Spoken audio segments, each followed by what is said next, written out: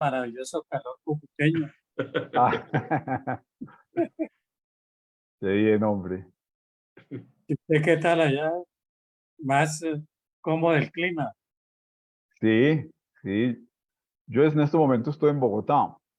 Ah, ya. Qué pena, ya estamos en vivo, señor patrocinio. Bueno, listo, gracias.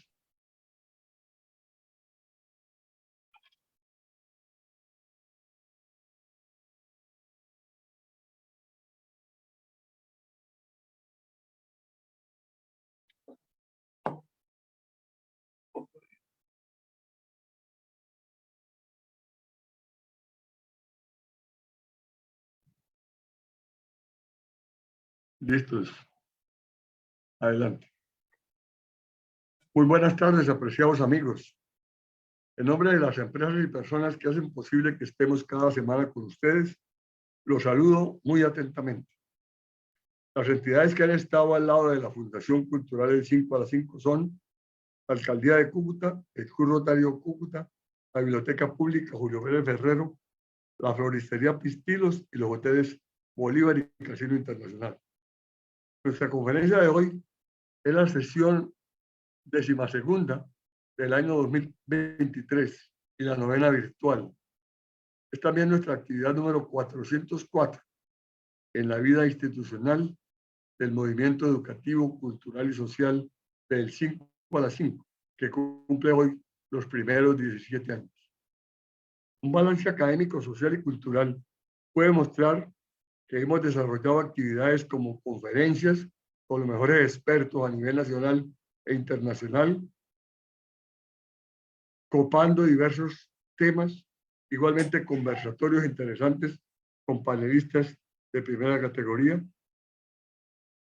y excelentes conciertos con artistas y grupos musicales que han brindado lindos momentos para deleite de nuestros socios y acompañantes.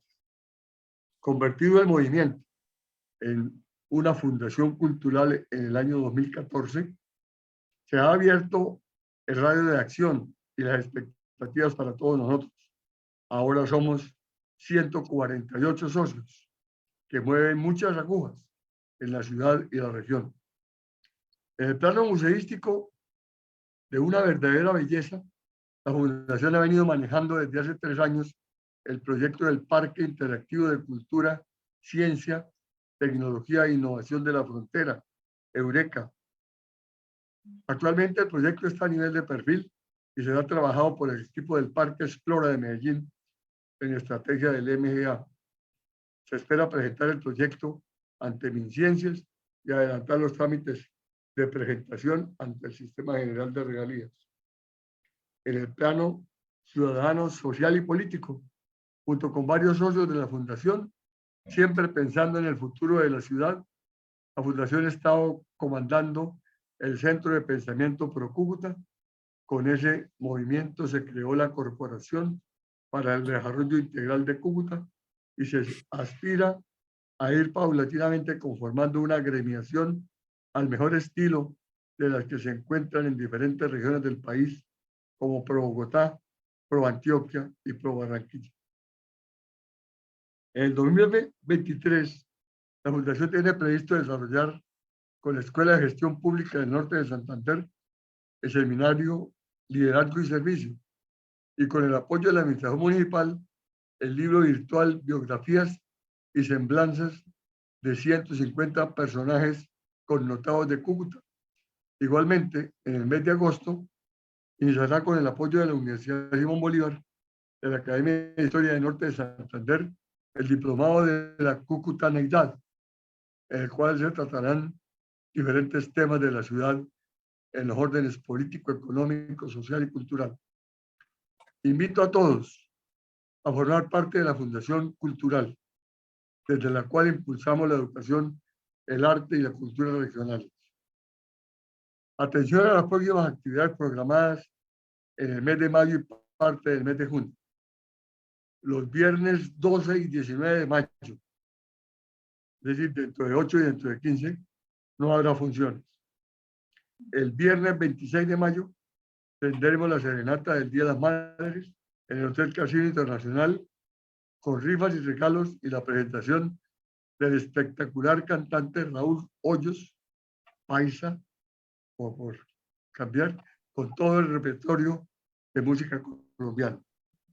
El viernes 2 de junio le brindaremos a los jóvenes de 15 a 100 años una tarde recordatoria de la música de la Villos Caracas Boys, con la presentación en vivo de uno de los vocalistas de esa prestigiosa orquesta, el ciudadano venezolano José Lugo. Esta actividad se realizará en el Salón Mónaco del Hotel Casino Internacional, con capacidad para 300 personas. Hoy viernes 5 de mayo tendremos en la plataforma al doctor Héctor Hoyos Vélez, alto directivo de la Fundación Pueblos Libres Unidos por Colombia, con su conferencia El secreto del desarrollo de Medellín y de Antioquia. El doctor Héctor Hoyos Vélez es economista y especialista en finanzas. Ha ocupado altos cargos directivos como vicepresidente financiero Ojalata y Laminados S.A., gerente fundador del Renting de Antioquia SAS.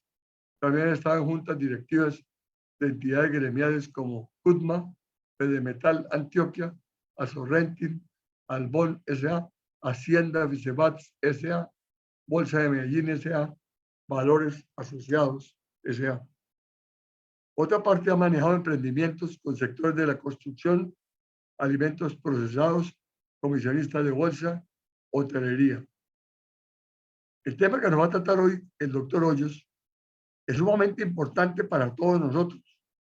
Nada más ni nada menos que los secretos que han tenido en Antioquia para lograr un importante nivel de desarrollo. Nuestra región adolece de muchas oportunidades y opciones.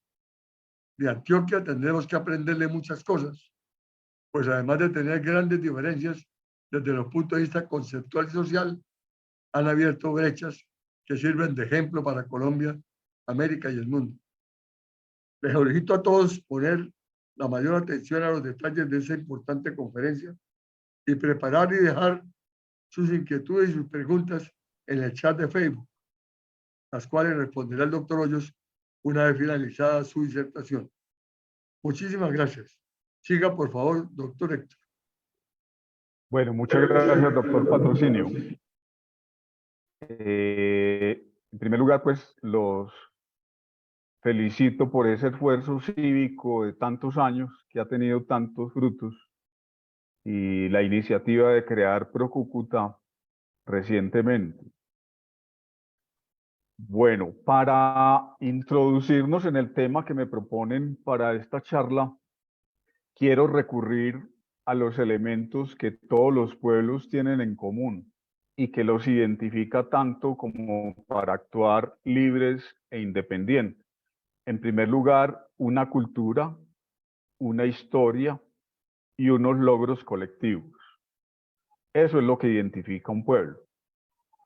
Para hablar de Antioquia, hay que conocer su cultura y esta cultura a la que aportan diferentes razas con sus orígenes diversos, los nativos, europeos y africanos principalmente, que son comunes al resto del país. No obstante que todos contribuyen a su formación, en Antioquia predominó la cultura española con sus elementos de lenguaje, administración pública, justicia, técnicas de producción agrícola, artes y ciencias y religión, entre otras.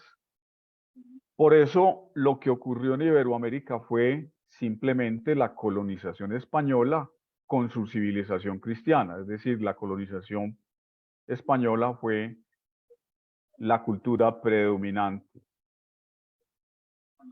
Pero esos no son aportes estáticos a la cultura antioqueña, porque su propia historia, sus agrestes montañas, su economía rica en el preciado oro que atrajo la codicia de propios y extranjeros, la colonización de tierras para la agricultura y la ganadería, conforman un carácter del pueblo antioqueño inclinado al trabajo, la posesión de tierras, el comercio y el emprendimiento.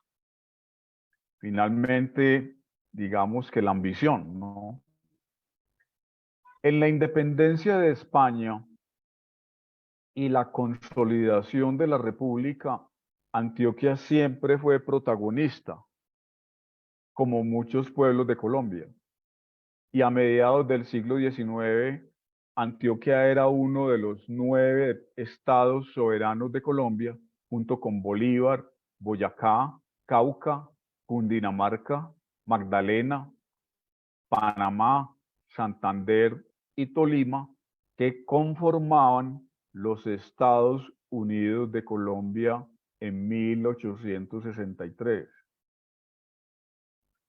En la historia de la República, Antioquia siempre fue un estado ya conformado como de doctrina conservadora y su soberanía siempre fue defendida al punto de que en 1866, luego de la Constitución Federalista de Río Negro, Antioquia y el Tolima, estados conservadores celosos de la Constitución para garantizar su autonomía, entraron en guerra civil contra el gobierno central por su intervención en los asuntos internos de otro estado, ni siquiera los propios, sino los asuntos internos del estado del Cauca, violando su soberanía.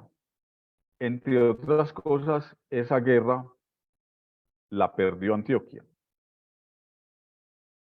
Pero no es solo la formación cultural la que determina la historia, sino que hay personajes relevantes en la historia de Antioquia que le dan impulso a su desarrollo. En esa etapa del Estado soberano de Antioquia, que consideramos una etapa fundamental para nuestro departamento, es decir, en la etapa de la formación de la República, sobresalió don Pedro Justo Berrío, quien como presidente del Estado siempre defendió la autonomía de los estados conforme a la Constitución Federal de 1863 de Río Negro. Creó entidades de progreso como la Biblioteca Pública, la Escuela de Artes y Oficios, para lo cual trae extranjeros a impulsar el conocimiento de nuevas tecnologías. Acuérdense que en esa época estaba pues la revolución industrial en Europa. El fomento de la industria, el comercio, las vías de comunicación, la minería, fue el inicio de las sociedades de mejoras públicas, que eso fue una institución que durante el siglo XX tuvo mucha vigencia en Antioquia. Fue el precursor del ferrocarril de Antioquia para llegar al río Magdalena, después de contratar la carretera hacia lo que es hoy precisamente Puerto Berrío. Mientras tanto, habilitó un camino para la arriería y construyeron bodegas en el puerto sobre el río para sacar productos hacia el exterior. En esa época también se sentaron las bases para el primer banco de Antioquia en 1873 y se convierte el Colegio de Antioquia en la Universidad de Antioquia, con inversiones en laboratorio, medicina, ingeniería, jurisprudencia y ciencias políticas. Desde esa administración, Antioquia le ha dado prioridad a la educación, porque se expandieron las escuelas públicas por encima de todos los estados de la nación, con un número de estudiantes también superior a los de los demás estados de la nación. Antioquia siempre se destacó en su lucha contra el analfabetismo. Eso siempre ha sido un orgullo de los antioqueños, que no haya analfabetismo en Antioquia. Quiero resaltar el entorno de autonomía para el desarrollo en esa época de estados federales y el énfasis que le pusieron nuestros dirigentes precisamente a la educación y al desarrollo. En realidad, en la formación de los pueblos, pues va habiendo un interés por determinadas cosas, en este caso, pues la educación y el desarrollo económico fue como lo predilecto en Antioquia en esa época. En 1886 se creó la Escuela de Minas, muy dependiente de la Universidad de Antioquia en sus comienzos, que ha sido la cuna de la ingeniería antioqueña y de las grandes obras y de las grandes compañías de ingeniería hasta nuestros días. Obras como el Puente de Occidente, el Túnel de la Quiebra, la carretera al mar, las centrales hidroeléctricas y recientemente el Metro de Medellín, el Túnel de Oriente y las autopistas de la montaña o las 4G, etcétera, incluso el ferrocarril, le han dado a Antioquia el impulso necesario para la industria y el comercio vinculado a las exportaciones. Como es el caso del café, pues sin el ferrocarril no hubiera sido posible el gran desarrollo de la industria cafetera. Es decir, la economía antioqueña desde comienzos siempre estuvo vinculado al comercio exterior. Primero el oro, después el café, después los textiles, etc. Entre 1905 y 1912, el ferrocarril de Antioquia pasó de transportar 11.000 toneladas de carga a 85.000 toneladas. Es muy particular esto, que el ferrocarril necesariamente transformó la economía antioqueña y ese volumen de transporte es muy notorio porque Medellín a comienzos del siglo XX contaba con solo 70.000 habitantes, o sea que era una sociedad muy productiva.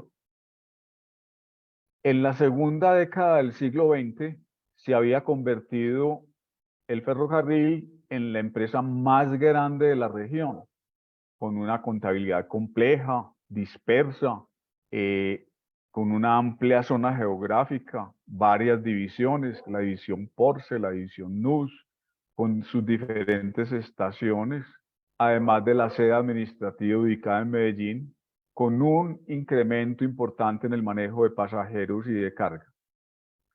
La empresa del ferrocarril de Antioquia fue muy próspera. Hizo inversiones en el oleoducto entre Barranca Bermeja y Medellín, inversiones en minas de carbón, calizas y, muy importante esto, en la empresa de telefonía entre las estaciones del ferrocarril, que funcionaba aparte del ferrocarril, y que fue el inicio de lo que posteriormente fueron las empresas departamentales de Antioquia, hoy en día de Edatel, que hace parte de UNE Telecomunicaciones y de Empresas Públicas de Medellín, porque Edatel se le vendió a empresas públicas. En 1872 se creó el Banco de Antioquia, de carácter semioficial, bajo la ley del Estado Soberano de Antioquia, con grandes comerciantes mayoristas como accionistas. Fíjense que ya empieza a haber una asociación pública-privada desde ese entonces. Y un banco era muy importante porque se estaba presentando lo que fue la colonización antioqueña hacia el sur, que requería recursos. Entonces los bancos en ese entonces, los socios aportaban tierras o hipotecaban sus tierras para aportar dinero y generar crédito a los empresarios en general. Después hubo una serie de entidades financieras que se fusionaron para darle respuesta a la necesidad de dinero impulsada por el comercio creciente, pero siempre es la minería la que hace posible la acumulación de capital, así como la ganadería comercial y el comercio en general. El oro era el principal producto de exportación. Ahora, el oro y el café fueron las mayores fuentes de riqueza hasta muy entrado el siglo XX. El café comienza a ser cultivado comercialmente a finales del siglo XIX y sobrepasaría al oro como principal producto de exportación. Esa acumulación de riqueza, fundamentalmente entre familias de comerciantes, propició la creación de bancos y de lo que se conoce como la industrialización de Medellín. En 1912 se creó el Banco Alemán Antioqueño, de capital un 75% alemán y un 25% antioqueño. Ese banco se convertiría más adelante en el Banco Comercial Antioqueño, que trasladó su sede de Bremen a Medellín después de la Primera Guerra Mundial. Ese banco terminó siendo inversión nacional toda. Después de la Guerra de los 1000 días, en Antioquia florece la industria en general, principalmente la industria textil. En 1902 se funda la Compañía Antioqueña de Tejidos, que después sería absorbida por Fabricato, y en 1907 Coltejer. El auge de la economía antioqueña se da fuertemente después del gobierno de Rafael Reyes, que protegió la producción nacional como política económica para estimular la economía después de la Guerra de los 1000 días. El protagonismo de Antioquia en esa época se aprecia en que entre 1910 y 1930 hubo 3 presidentes antioqueños: Carlos R. Restrepo, Marco Fidel Suárez y Pedronel Ospina. En la presidencia de este último se trajo la misión Kemmerer para la creación del Banco de la República. Y el Banco de la República ya sí fue la única entidad autorizada para la emisión de billetes. Ya los demás bancos simplemente tenían acceso al crédito del Banco de la República. El profesor Gabriel Poveda Ramos, en su libro Historia Económica de Antioquia, le atribuye el éxito de la industrialización antioqueña a una serie de elementos que se presentaron a finales del siglo XIX y principios del siglo XX, los cuales resume de la siguiente forma. Primero, la existencia de disponibilidad de ahorro por parte de comerciantes, cafeteros y mineros. Ya lo habíamos mencionado. Segundo, el desarrollo aurífero creó condiciones indispensables para que surgiera una industria antioqueña, la cual podría ser consolidada con la unión de factores como la existencia de técnicos, capitalistas y trabajadores nativos. Este desarrollo aurífero creó condiciones positivas para el desarrollo industrial, como acumulación de capital para la inversión, formación de un poder de compra de bienes de consumo, pues en la medida en que empleaban mano de obra, la mano de obra recibía sus salarios y demandaba productos.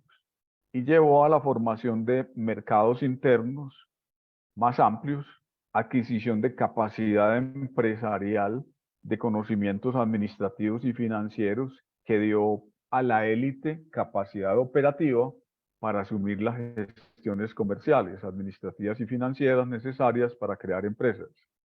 Y finalmente, las uniones de grupos de inversión familiares dados en las empresas capitalistas mineras, las cuales pasaron a ser el origen de las inversiones industriales.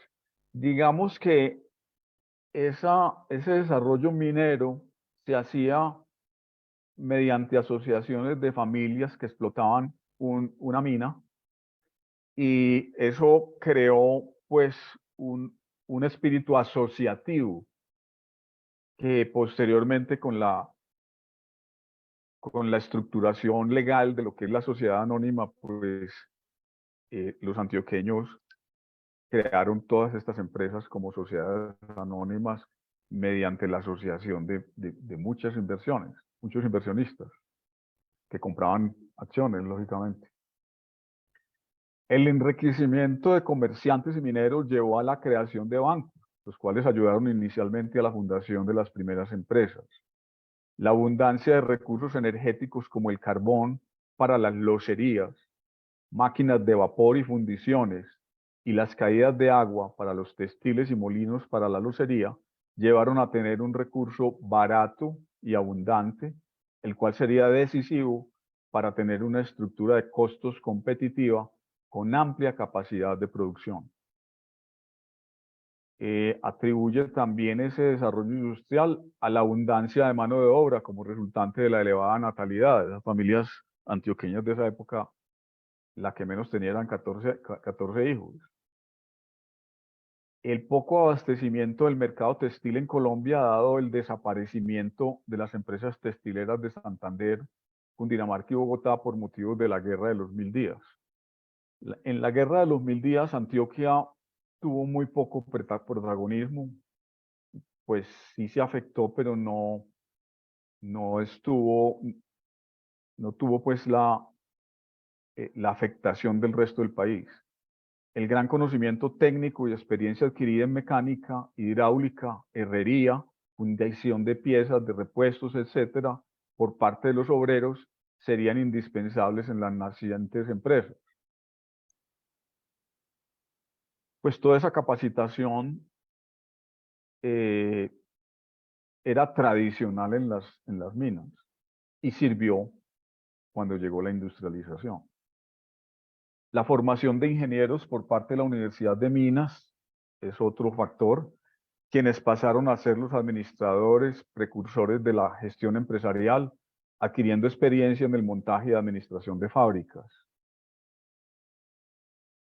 Otro factor fue la inserción de Antioquia en los mercados nacionales e internacionales gracias a la apertura de las comunicaciones llevada a cabo por el Ferrocarril de Antioquia, las primeras carreteras y el río Magdalena, lo que permitió el acceso a importar maquinaria pesada y el suministro de mercancías claves como café, oro y textil.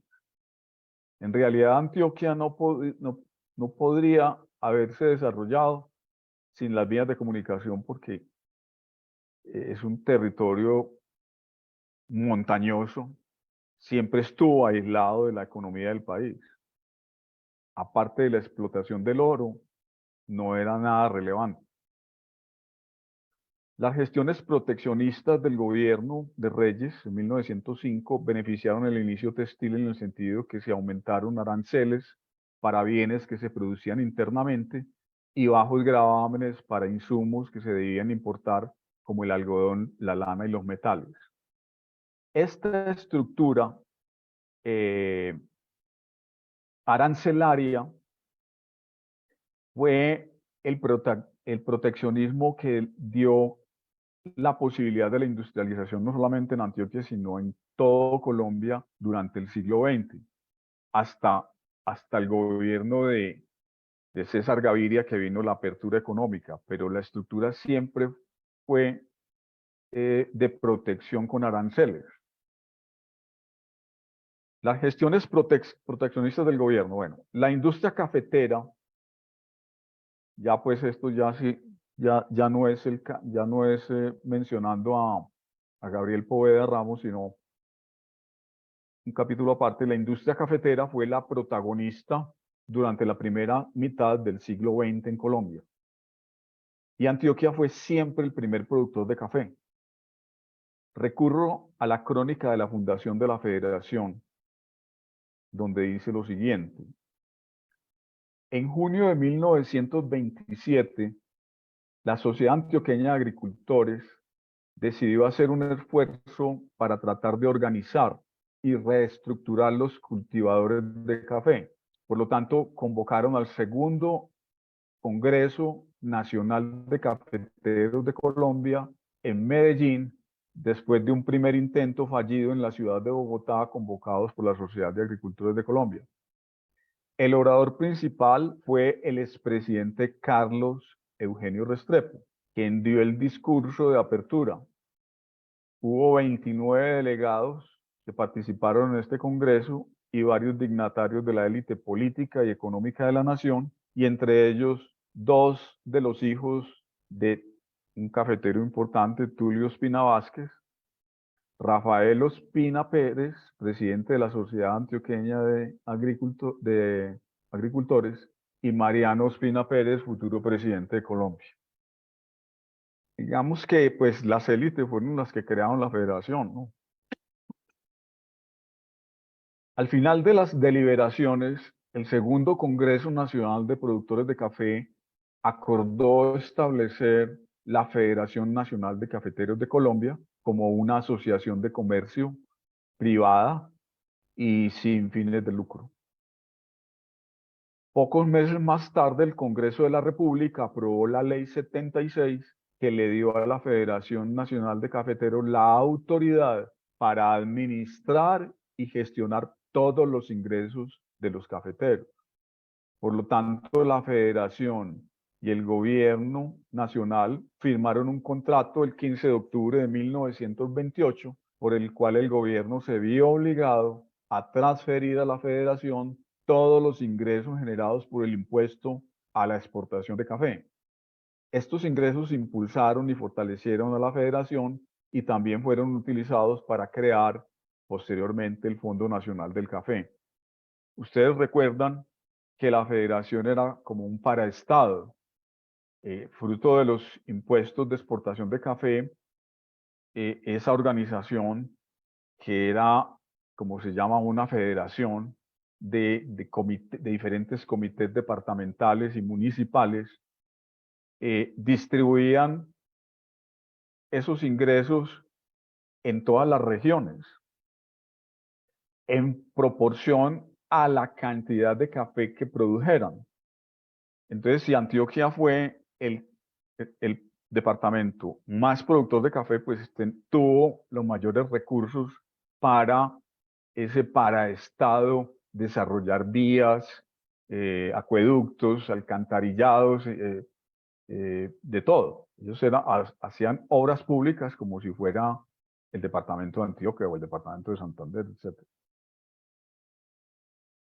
La historia de Antioquia ha sido la unión de intereses públicos y privados en beneficio de su población. Ese ejemplo de la federación, por ejemplo, es también una forma de cooperación entre el Estado y los particulares. Pues en beneficio de su población, unión a la que se suma la academia, a la que se le atribuye un aspecto especial, un respeto especial, la necesidad de conocimiento para el progreso de las empresas. Por esa razón, la Universidad de AFIT, construida en un terreno donado por don Santiago Mejía Olarte. Don Santiago es el papá del muy conocido empresario colombiano Manuel Santiago Mejía. Fue un propósito de los empresarios para capacitar sus futuros ejecutivos. Algunos de ustedes conocen a Jorge Osorio, que no nos pudo acompañar, pero que estaba invitado. Jorge Osorio es un profesional de los primeros de AFIT. Yo hice mi especialización en AFIT también. Y la mayoría de los ejecutivos de Antioquia son egresados de AFIT. En el mismo sentido de la cooperación entre la administración pública y el empresariado, debo mencionar otro líder empresarial de Antioquia muy destacado, don Gonzalo Mejía, de cuya biografía extracto lo siguiente, abro comillas: fue pionero en Colombia a principios del siglo XX, de empresas y proyectos muy vanguardistas para su época, líneas aéreas, aviación internacional, aeropuertos, deslizadores acuáticos por el río Magdalena, producción y distribución de cine y películas, flotas de taxis urbanos y la carretera al mar Medellín-Turbo-Necoclí, que se construyó entre 1926 y 1941. Logró que el Consejo de Medellín construyera la primera pista de aterrizaje asfaltada de 2 kilómetros, que es lo que es actualmente el aeropuerto La Herrera. En 1919, junto con Alejandro Chavarría, fundador de Coltejer, constituyó la Compañía Colombiana de Navegación Aérea, equipada por aviones franceses de madera y lona, y debido a la precariedad de esas aeronaves y de los accidentes, la compañía se debió liquidar en 1920. Pues hay éxitos y fracasos como todas las empresas y como nos pasa a todos los empresarios. Posteriormente, en alianza con Pan American Airways, constituyó una compañía aérea que volaba desde Panamá a Turbo y de Turbo a Medellín, la cual posteriormente dio origen a Avianca en 1940, participando con el 75% de las acciones y siendo don Gonzalo Mejía el primer gerente. En ese mismo sentido de la cooperación empresa-estado, debo mencionar la creación de las empresas públicas de Medellín en 1957, que fue condicionada por la dirigencia empresarial de la ANDI a que fuera un ente autónomo para velar por su buena administración, libre de manejos caprichosos de la política, que si bien la nación posteriormente a través de una ley le quitó dicha autonomía, existe un acuerdo entre las empresas públicas y el Consejo de Medellín en materia de transferencia de utilidades que le garantiza su desarrollo autónomo. En este momento creo que está limitado a un 35% de las utilidades de las empresas públicas. Fíjense, ¿por qué la ANDI? Ustedes se imaginan lo que era el poder económico de los privados en la ciudad respecto a la capacidad que tenía la administración pública de enfrentarse pues a ese poder y manejar las cosas como es la costumbre del sector público, arbitrariamente o despilfarrando o burocratizándose, en fin. Entonces, la ANDI, ahí estamos viendo cómo la ANDI, que se fundó en Medellín, tuvo tanta injerencia en la creación de las empresas públicas de Medellín, condicionándola al Consejo a que fuera un ente autónomo. Es decir, para que los recursos no se perdieran en burocracia y en despilfarro. Esas empresas son la fusión de otras empresas que son la empresa de acueducto de Medellín, creada en 1888, la empresa de telefonía de 1891 y la Compañía Antioqueña de Instalaciones Eléctricas de 1895. Esta legendaria historia, es decir, una tradición de tantos años de estas empresas públicas, hace que este patrimonio público sea tan apreciado por los medellinenses y tan celosos al escoger sus dirigentes locales y nacionales. Por eso cuando comencé a hablar, hablaba de la importancia de la cultura, de la historia y de los logros colectivos para que un pueblo tenga identidad. En este caso, las empresas públicas para nosotros son un ente intocable y ahora estamos en una batalla tremenda con un alcalde que es el primero pues, que se atreve a destruir esas empresas por dentro y atacarlas, porque es que fue el peor enemigo de Hidroituango, pero finalmente sacamos adelante Hidroituango. Esta legendaria historia, pues, hace que este patrimonio público sea tan apreciado por los medellinenses. Otras instituciones dan cuenta de la iniciativa antioqueña hacia el progreso de su pueblo. Las grandes sociedades anónimas de Colombia, además de las textileras, Suramericana de Seguros, Banco Industrial Colombiano, Argos, Nacional de Chocolates, Coltabaco, Nacional pues es Nutresa hoy en día, Coltabaco, que pues siempre fue antioqueña hasta que llegó la Philip Morris y pues, le vendieron la Philip Morris. Simesa, la siderúrgica de Medellín, y Cerámicas Corona, hoy en día es el Grupo Corona. La Asociación Nacional de Industriales ANDI, creada en Medellín en 1944, es otra entidad importante de iniciativa antioqueña. La Bolsa de Valores de Medellín, creada en 1961, que no fue la primera, como tampoco fue la Bolsa de Valores de Bogotá, ya que en el año 1901 y en el año 1903 se habían constituido la Bolsa Popular de Medellín y la Bolsa Comercial de Medellín, lo que da cuenta del espíritu asociativo para acometer grandes proyectos empresariales en Antioquia de esa época, herencia de sus experiencias en las asociaciones de explotación minera. Esas bolsas funcionaban pues en el atrio de la Candelaria. Eso no tenía ni oficina, sino que la gente llegaba y descontaba pagarés o descontaba letras o cosas por el estilo, así, o vendían las acciones, en fin. Considero muy importante lo que ha sido el Instituto para el Desarrollo de Antioquia, IDEA, creado mediante la ordenanza número 13 del 28 de agosto de 1964. Su capital inicial fueron los dineros de la venta del ferrocarril de Antioquia a la nación. Esa empresa tan grande de Antioquia se le vendió a la nación.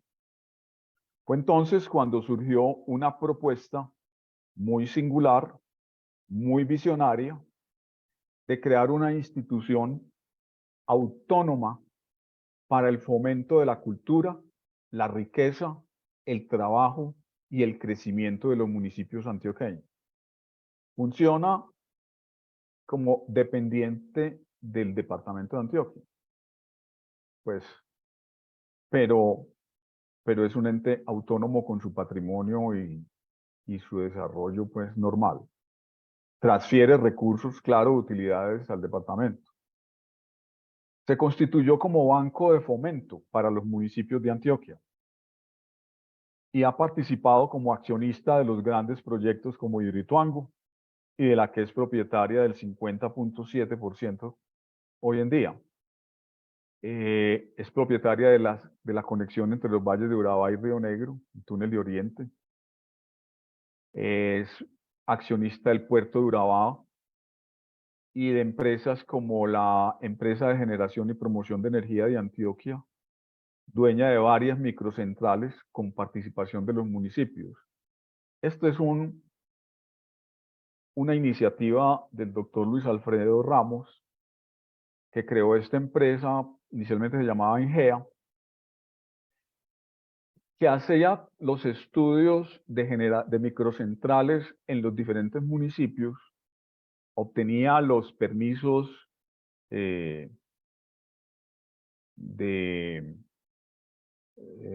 los estudios ambientales, y una vez que ya tenían estructurado el proyecto, el IDEA le prestaba a los municipios, o todavía les presta a los municipios, para que sean socios del proyecto, pagadero ese crédito con las utilidades del proyecto, de tal manera que una vez que amortizaban el crédito, los municipios ya tenían rentas permanentes con la producción de energía. Eso existe todavía, hay varias microcentrales funcionando. También es socia de esas empresas los particulares. Otra de las empresas en las cuales el IDEA tiene propiedades, Renting de Antioquia. Es una empresa que yo fui su creador, yo hice los estudios y la manejé durante 4 años, primeros 4 años. Otra empresa fue la Fiduciaria Central, que está funcionando todavía, entre otras, pues. La creación de la IDEA se convirtió, bueno, pues si ustedes imaginan lo que es el IDEA hoy en día, que es la dueña del 50% de Hidroituango, pues es para que ustedes puedan visualizar lo que significa un ahorro constante, un esfuerzo constante una persistencia en que sus empresas en Antioquia funcionen, que no se quiebren, que no queden en manos del despilfarro ni de la burocracia, o sea, de protección del patrimonio, pues es algo verdaderamente admirable, pues. Pues no, es importante pues resaltar eso, porque es que es un siglo de trabajo, ¿no? La creación de la idea se convirtió en la primera experiencia innovadora en la búsqueda de estrategias para financiar grandes obras que lleven progreso y desarrollo a todos los rincones del departamento de Antioquia. Es decir, si se vendió el ferrocarril, ellos pudieran haber repartido esa plata entre los municipios. Y si hubiera desaparecido, pues crearon ese instituto y sigue invirtiendo. Imagínense cuando Hidroituango entre en operación con sus 8 turbinas, la transferencia de recursos a la IDEA y al departamento, pues va a ser el equivalente a una tercera parte de los ingresos actuales del departamento de Antioquia. Otras empresas que se desarrollaron con la venta del ferrocarril a la nación, no solamente la IDEA, sino también las empresas departamentales de Antioquia y la electrificadora de Antioquia. Las empresas departamentales de Antioquia ya las habíamos mencionado, que son las que corresponden pues a la telefonía. Otra de las iniciativas relevantes de la empresa privada en beneficio del departamento y la nación ha sido la creación de las cajas de compensación familiar en el año 1954, cuando un grupo de empresarios antioqueños liderados en la ANDI por don José Gutiérrez Gómez, don Guti, como lo llamaban cariñosamente, ante el inminente deterioro de los salarios y el alto costo de la vida, eso fue en la época de Rojas Pinilla, deciden entregar un subsidio monetario a cada trabajador por cada uno de los hijos. En ese momento se establece el 4% de la nómina. Eso fue mera liberalidad pues, de los empresarios. En ese mismo año se crea Confama, la primera caja de compensación familiar, y posteriormente el gobierno de Gustavo Rojas Pinilla en 1957 establece el subsidio obligatorio y se crean las demás cajas de compensación de familiar en todo el país, como que han sido pues tan importantes. Otra entidad de mucha influencia para el desarrollo de Antioquia ha sido ProAntioquia, creada en 1975. Ustedes la conocen muy bien, no quiero pues como poner mucho énfasis ni mucho detalle sobre eso. Pero también la Cámara de Comercio de Medellín, que funciona como las demás cámaras, pero aquí siempre ha sido manejada con visión de región, porque allí se gestaron, por ejemplo, las autopistas de la montaña, que cuando llegó el presidente Santos, pues ya eran las más avanzadas en diseño y todo. Y allí se gestaron y son las conocidas hoy en día como las 4G. He consultado a algunos autores, ya pues para que responder al motivo de la charla, pues propiamente, cuál es el secreto. Yo diría que hay que ver cuáles son las características de los antioqueños como para poder responder a esa inquietud. He consultado a algunos autores para identificar las características del empresario y el trabajador antioqueño, que también nos explican por qué somos como somos los antioqueños, por qué somos orgullosos y regionalistas. Según el doctor Carlos Restrepo, en su trabajo de grado para el máster de administración en EAFIT, estas son las características del empresario y el trabajador antioqueño en la época de la industrialización antioqueña. Dice lo siguiente: el empresario antioqueño se desenvuelve en un entorno entre lo tradicional y lo moderno, en medio de una marcada influencia cultural de la Iglesia Católica. Todas sus costumbres, creencias y el papel que juega como patriarca de la sociedad lo muestran como de pensamiento ultraconservador. A la vez, en una forma dual y paralelamente es protagonista y facilitador del cambio del sistema de producción de una forma artesanal a una industrial y del cambio de una gestión a un nivel más administrativo y económico, según las nuevas teorías de Taylor y Fayol surgidas en los Estados Unidos y traídas por extranjeros y por los ricos empresarios nativos de sus viajes al exterior. Continúa, dice, las características del antioqueño se identifican en dos protagonismos: el empresario, representado como emprendedor, frugal, sobrio, calculador y religioso. De igual forma, podemos hablar del trabajador antioqueño como comprometido con su empresa, activo y tenaz. Tanto el empresario como el trabajador están enmarcados en un mismo pensamiento filosófico: el amor al trabajo como autorrealización personal, el nivel de compromiso con su empresa y su familia. Este comportamiento corresponde al resultado de un proceso de transformaciones en donde intervinieron un factor importante de la tradición, como lo es la religión y la estructura social familiar cerrada antioqueña. Es decir, para nosotros la familia es lo más importante. Paralelamente al proceso de modernidad de la ciudad, se identifica el papel de la Iglesia fomentando los principios cristianos, además de valorar y mejorar el bienestar de los obreros en las factorías con mejores condiciones de trabajo y de fomentar los principios éticos y la moralidad en las fábricas.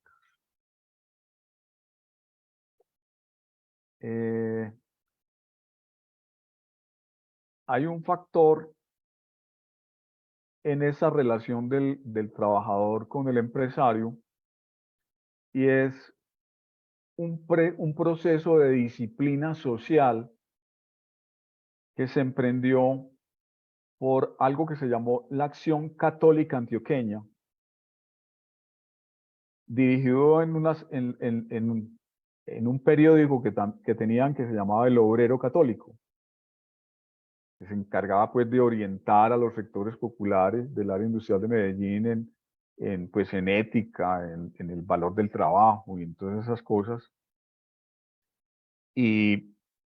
Pero pues eso no permaneció mucho tiempo, pero sí sentó las bases de una disciplina hacia el trabajo, porque vinieron después los sindicatos que confrontaron con esa tradición de ese periódico, y eso hubo que cerrarlo. En la primera década del siglo XX llegan de Europa varias comunidades religiosas masculinas y femeninas: las Hermanas de la Presentación, los Hermanos Salesianos, la Compañía de María, las Hermanitas de los Pobres, los Hermanos Cristianos y los Jesuitas, con un papel muy importante y representativo. Estas comunidades fueron importantes al ofrecer a la ciudad instituciones educativas que elevaron el nivel intelectual y académico en la gente, y a su vez solidificaron un ambiente católico muy fuerte, incentivando controles elevados a la moral y el reconocimiento social a todos aquellos que se acogieran a las normas morales religiosas. Es decir, la sociedad valoró la injerencia de todas estas comunidades en la educación, a tal punto pues que todos los hijos querían estudiar en esos colegios. Entonces, eso le dio un nivel pues como no solamente cultural, sino de estrato, sí, de estrato intelectual, pues digamos. Una de las características diferenciadoras del trabajador antioqueño es su necesidad de encontrar su autorrealización en el trabajo y el total compromiso con las responsabilidades de su labor, con su empresa y con su familia. Y el elemento decisivo de la tradición y los valores fue la intervención de la Iglesia definitivamente, la cual fomentó las características de un trabajador diligente, comprometido, sobrio y honrado, resultado en consecuencia benéfico para la empresa como factor clave para elevar su productividad. Digamos que hoy en día el amor por el trabajo, la familia, sus logros colectivos, su tierra, siguen siendo características del pueblo antioqueño porque reconocen el trabajo, la fuente de su prosperidad y de su libertad. Cuando uno a la edad de 17 años ya se siente mayorcito y con capacidad de trabajar y todo, entonces ya puede pelear con el papá, se puede ir de la casa, eso le da autonomía, en la medida en que logra un trabajo y es independiente. Por eso es que los antioqueños cantamos ese himno con tanta pasión.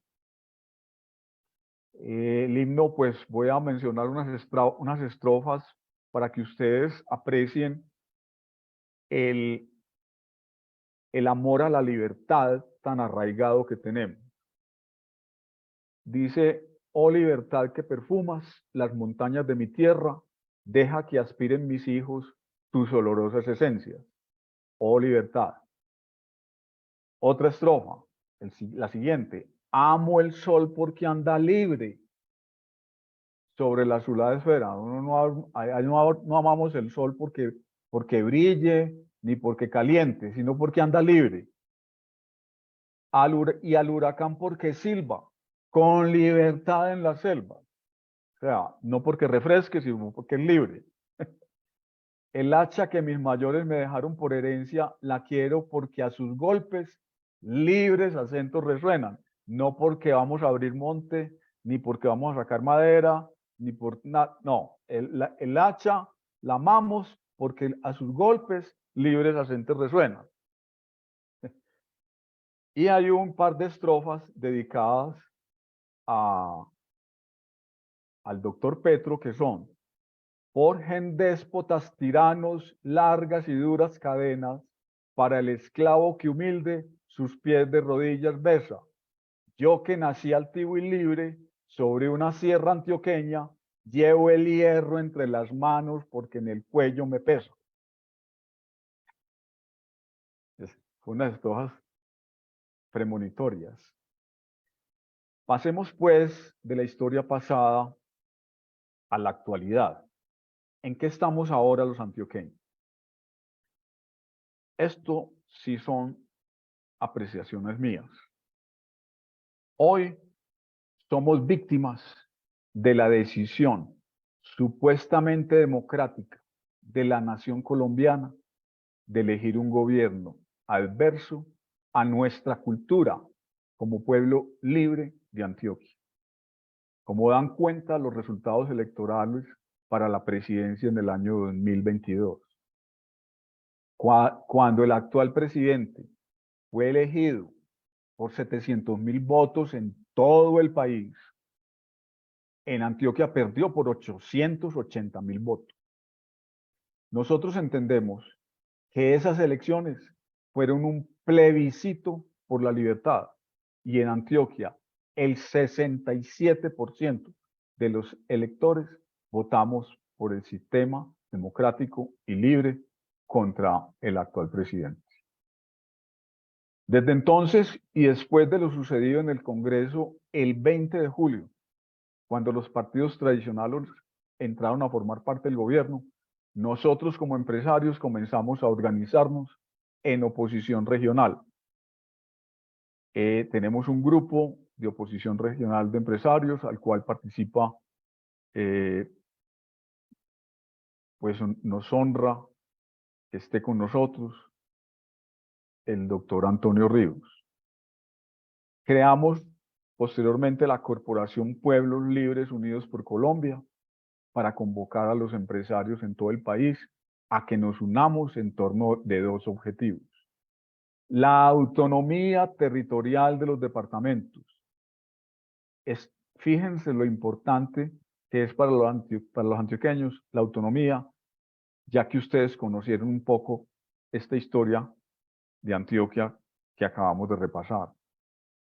Para erradicar la corrupción centralista y recuperar las instituciones, la presidencia y el Congreso para los pueblos libres de Colombia. No solamente Antioquia es un pueblo libre, toda Colombia es un pueblo libre, solo que nosotros somos más vehementes en eso. Contra la colonización neocomunista, que es la que está penetrando y cambiando nuestro modo de pensar, pero lo están haciendo forzosamente. Pueblos Libres Unidos por Colombia es ya un movimiento cívico dirigido por empresarios que se quiere expandir por todo el territorio nacional, con tareas muy simples y concretas para tomar las riendas de la política, apoyando a un solo candidato a alcaldías y gobernaciones en las elecciones regionales para recuperar el poder para todos los pueblos libres. Aquí hay una experiencia muy interesante, que es lo que estamos haciendo en Medellín. Apenas ¿cuándo fue? El 20 de abril hicimos una cena por la recuperación de Medellín con todos los precandidatos de este lado. O sea, todos los precandidatos que están en oposición al gobierno nacional y en oposición al gobierno municipal, pues, de la ciudad. Y allá llevamos estos precandidatos como con un gesto de unión, porque ellos son rivales, pero saben que nosotros como empresarios vamos a escoger a uno. En ese momento todavía, y en este momento no se ha lanzado Federico Gutiérrez a la alcaldía. Parece que es inminente su aspiración a la alcaldía. Eso va a crear pues como una dispersión de candidatos. Muchos de los que están actualmente pues se van a retirar y se acogerán a la candidatura de Federico. Pero no obstante que Federico es tan importante pues por su peso como ex candidato presidencial, nosotros como empresarios no nos vamos a comprometer con él ni con ninguno, sino con el que el producto de unas encuestas en determinada fecha nos diga cuál es el que tiene la oportunidad de ganar, a ese lo vamos a apoyar. Los invitamos pues a participar en este movimiento conformando el grupo de empresarios Pueblos Libres Unidos de Norte de Santander, para lo cual pueden visitar nuestra página web puebloslibresunidos.org y contar con nosotros para unirnos todos los pueblos libres de Colombia y crear una barrera contra el totalitarismo, el autoritarismo, las pretensiones pues de convertir a Colombia en un estado socialista. Eso pues para nosotros es mortal. Yo creo que para ustedes también. Con eso termino. Muchas gracias.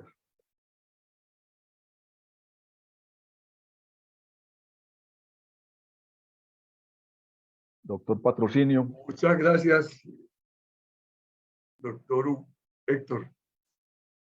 Muy buena su intervención.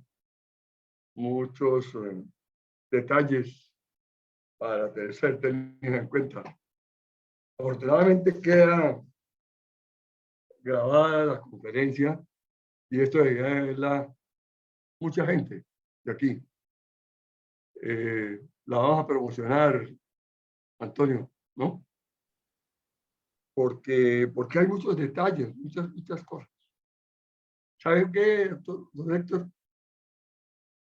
no esperaba menos de su intervención. Muchas ¿no? gracias. La verdad que me satisface mucho que haya dado en el clavo. Nosotros hemos tenido varias conferencias sobre Antioquia. Qué bien. Una vez traje al doctor Jaime Restrepo Cuartas Ok. para hablar de la importancia de la educación en el desarrollo antioqueño. Claro, él fue rector de la Universidad de Antioquia. Claro. Yo fui rector de la Francisco Paz Hernández de aquí, Ajá. compañero de él. Fueron amigos. Ok. Es un tipo muy especial. Sí. Pues hay unas cosas que voy a seguirlas tomando. Voy a sacar como un documento, digamos, que desarrolle por lo menos lo más trascendental. Hay unas preguntas. Mire, Una que hizo... ¿sí? le voy a interrumpir. Yo diría que, para resumir, Antioquia es como el fruto de una pasión, de un amor por todo, ¿no? Por la tierra, por la familia, por el trabajo, eso es todo, la pasión. Y eso, y ustedes, todos los ciudadanos, todas las personas conocemos que le metemos pasión a algo y lo sacamos adelante. Sí, y puede ser de diversas opiniones, pero cuando hay que apoyar un proyecto importante por la región, pues lo hacen todos en maceta, ¿no? Sí, señor. Eso es muy, muy importante, la unión, ¿no?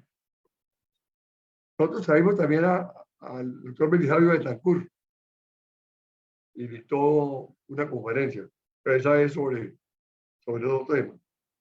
Bueno, Antonio, la pregunta número 1 de Fermín. Gracias por su intervención.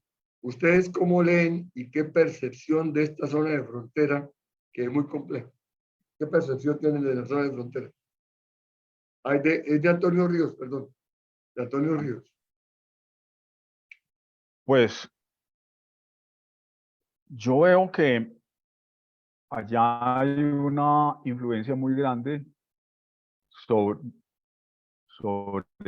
pues, el impacto que tiene la situación de Venezuela, lógicamente, porque ustedes han tenido unas épocas de auge de comercio y de crecimiento económico muy importantes en las buenas épocas de Venezuela. Hoy en día, pues ese comercio está totalmente deprimido. Veo también un factor bastante perjudicial, que es las zonas de cultivo de estupefacientes, pues, de coca. Veo un problema grande de violencia también allá. Y pues definitivamente el factor de incertidumbre, que no es solamente para ustedes, sino para el resto del país, de este gobierno que no tiene autoridad de ninguna clase sobre nada, ni sobre los grupos al margen de la ley de ninguna clase.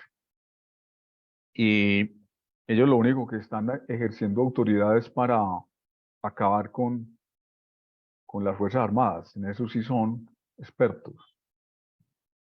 Pero la situación es muy grave, no solamente para la zona de frontera, sino para todo el país. Sí, señor. Bueno, la siguiente pregunta es del señor Fermín. Y dice, doctor Héctor, gracias por su conferencia y enseñanza del empuje de Medellín y Antioquia. Quiero preguntarle, teniendo en cuenta que fuimos pioneros en muchos procesos industriales en Colombia, inclusive en ferrocarril. Desde su análisis comparativo, ¿qué opina usted? ¿Nos faltará identidad y pertenencia a nuestra región? ¿O de pronto la politiquería, las malas administraciones de nuestro territorio truncó nuestro desarrollo? ¿Falta de visión? A ver, hombre, yo observo en la mayoría de los departamentos una dependencia muy grande del Estado, ¿no es cierto?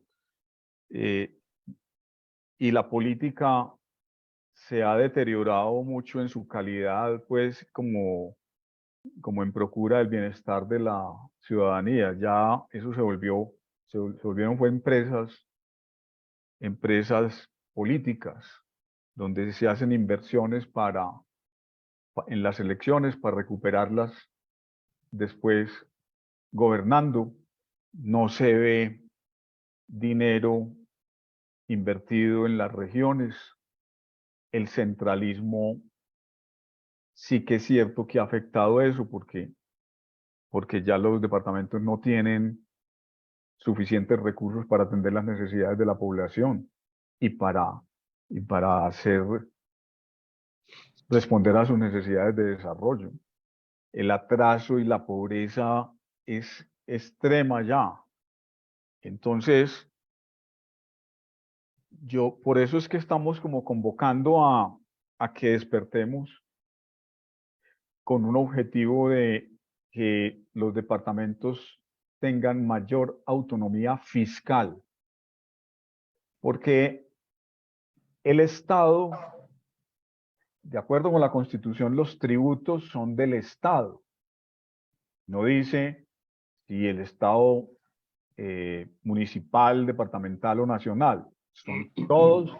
Son tributos del Estado. La repartición de esos tributos depende del Congreso.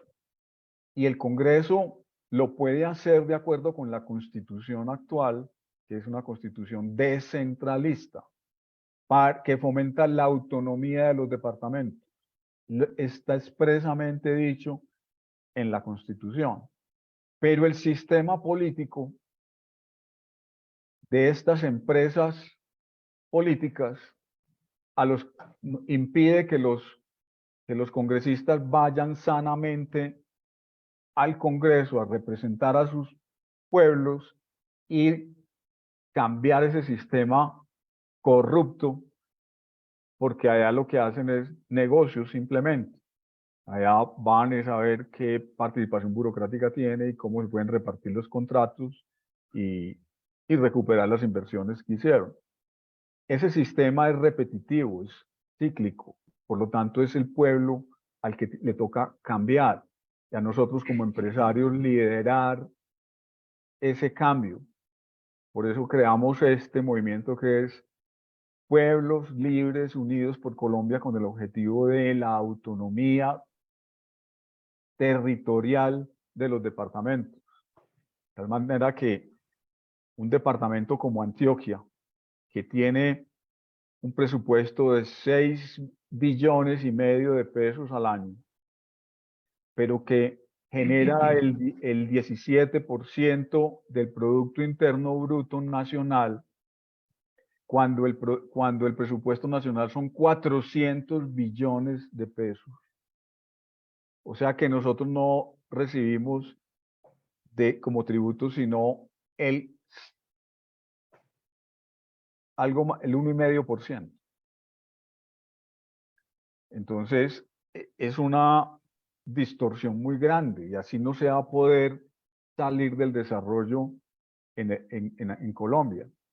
Los países más desarrollados son federalistas.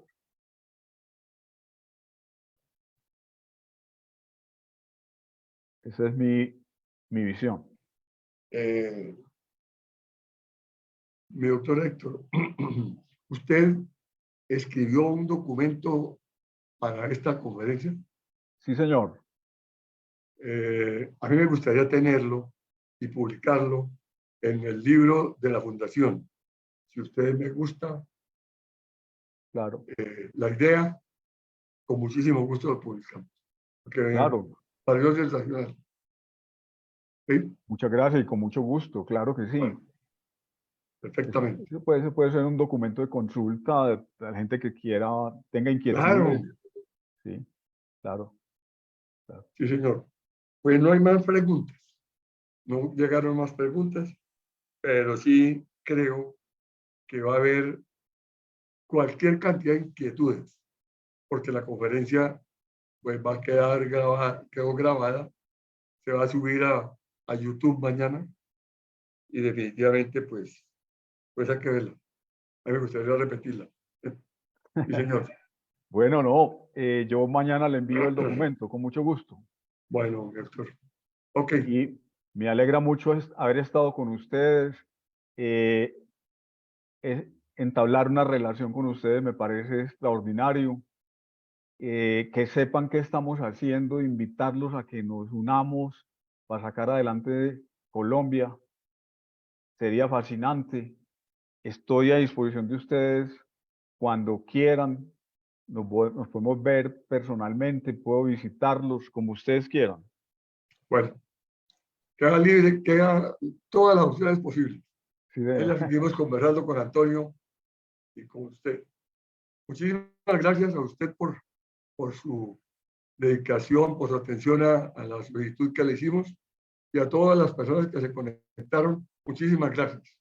Esperamos vernos nuevamente El dentro de video, 22 días. señor Patrocinio, el video. ¿Sí? El video. El video. bueno. Un Muchas momento. gracias a doctor Patrocinio, muchas gracias. Antonio, muchas gracias. Mucho gusto en saludarte, Antonio. Que estén muy bien, pues. Gracias. Hasta Dale. luego. Ya salimos, ¿no? Sí, sí. Buenos días. ¿Sabe usted qué es Procúcuta? Aquí se lo contamos. Procúcuta es un movimiento cívico, ciudadano y social que reside en Cúcuta, cuyos objetivos fundamentales son la defensa y desarrollo de la ciudad y el mejoramiento de las condiciones socioeconómicas de la región de manera transparente. Se aspira a que Procúcuta llegue a ser un centro de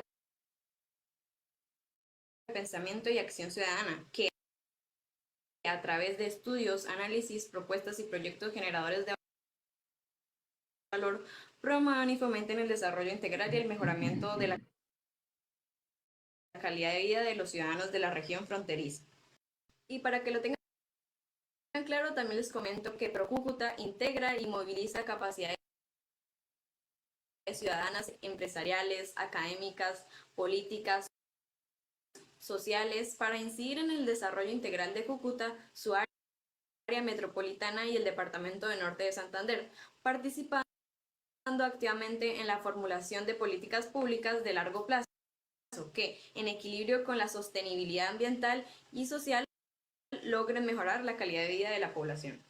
Y no olviden, Procúcuta como centro de pensamiento recoge las inquietudes de la gente, propone soluciones prácticas y viables para ejecutar en el corto, mediano y largo plazo, para descubrir de manera colectiva hacia dónde debe marcar su rumbo la región.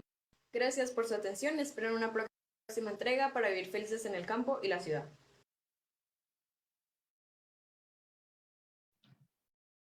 Listo, Sebastián. Listo, sí, sí, señor.